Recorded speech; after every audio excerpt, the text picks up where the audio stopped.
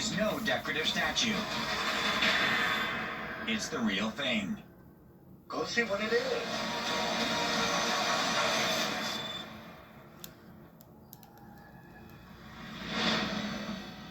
2017, in Phoenix, Arizona. After noticing items missing from his porch, Joshua Taylor is having his friend Alex install a security camera that will monitor the area. And right after turning on the camera for the very first time, they see this.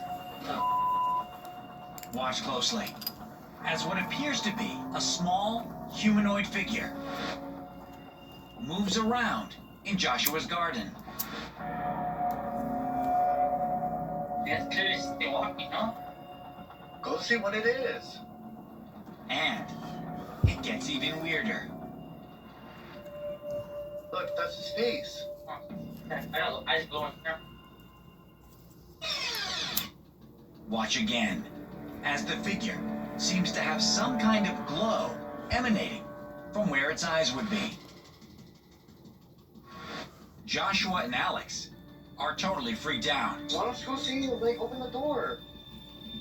Somehow, Joshua manages to convince Alex to go outside and check it out. As Joshua stays inside and films the monitor. Moments later, Alex appears outside, just a few feet from where the bizarre figure is. And incredibly, he seems to see nothing. Then, somehow, the figure vanishes right in front of him. Where'd he go? After checking out the area, Alex returns to the house, dumbfounded. Dude. I'm Joshua Taylor, and I'm the one who recorded the video. I was a little bit nervous because I was like, what the is that? How can it just like straight up disappear like that? I was in shock because I didn't believe it, because that's nothing like that has ever happened to me before, ever. When you first see this porch cam footage, and you think, well, that's just a little person, or perhaps a child. But you can tell by the voices of the two men watching this that that's no ordinary child or small person out there. It doesn't look traditionally human to me. The fact that we see what looks like glowing eyes looking back at the camera.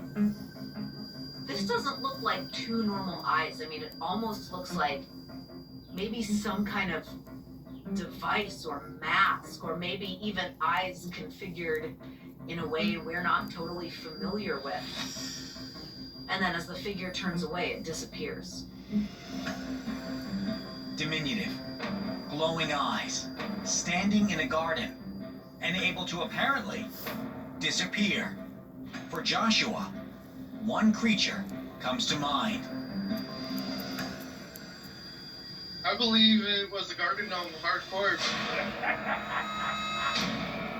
Because of how many plants I had in the yard. I had sunflowers planted all the way around my yard, and just the way that was just standing by my sunflowers, that's what made me think of a garden gnome.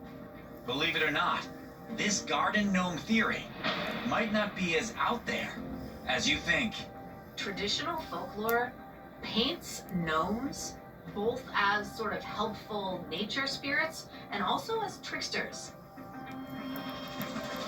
that like to sort of mess with human beings when they can. So the fact that there's some indicator of mischief that led to the acquisition of a security camera in the first place actually seems to tie in pretty well with the traditional understanding of a garden gnome. Traditionally, gnomes and fairies are attracted to healthy, vibrant gardens.